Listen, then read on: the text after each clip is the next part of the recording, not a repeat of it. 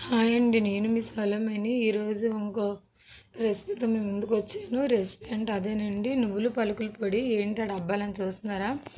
నేనైతే ఇలాగ నువ్వులు పలుకులు వేరువేరుగా వేపేసి ఇలా పొడి చేసి కర్రీస్లో వాడతానండి. ఇప్పుడు దాని ప్రాసెస్ చూద్దాం.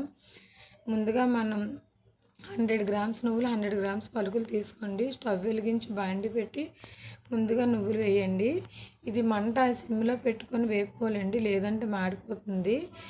చక్కగా గోల్డెన్ బ్రౌన్ కలర్ రాగానే మార్చేసి చిట్పట్లాడుతుంది. ఇలా చిట్పట్లాడుతూ అయిపోయినట్టే వేరే గిన్నెలో వేసి అదే గిన్నెలో పలుకులు కూడా 100 గ్రామ్స్ వేసి వేయించుకుంటున్నానండి. ఇవి కూడా మంట మీడియంలో పెట్టి వేయించుకోవాలి, లేదంటే మాడిపోతాయండి. ఇప్పుడు రెండు ఇవి చల్లారాక మిక్సీ ఆడుకోవాలి. పలుకులు పొట్టు తీసి ఇప్పుడు ఇది ఒక గిన్నెలో వేసి చల్లారి పెట్టుకుందాం. అదే మిక్సీ జార్లో నువ్వులు కూడా వేసి పొడి చేసుకుందామండి. ఇది ఒక బౌల్లో వేసి చల్లారాక మనం ఎందులో అయితే స్టోర్ చేసుకుంటామో ఆ బాక్స్లో వేసి స్టోర్ చేసుకోవాలి. గాజైనా ప్లాస్టిక్ ఏదైనా పర్లేదు. ఇగోండి, నేను ప్లాస్టిక్స్ బాక్స్లో తీసుకున్నాను. ఇది కరెక్ట్గా 100 గ్రామ్స్ సరిపోతుందండి. వేసి స్పూన్ పెట్టేయండి. ఇంక పలుకుల పొడి కూడా అలాగే వేసుకోండి. ఇవైతే 3 నుంచి 4 నెలల వరకు ఫ్రిడ్జ్లో పెడితే నిల్వ ఉంటుంది.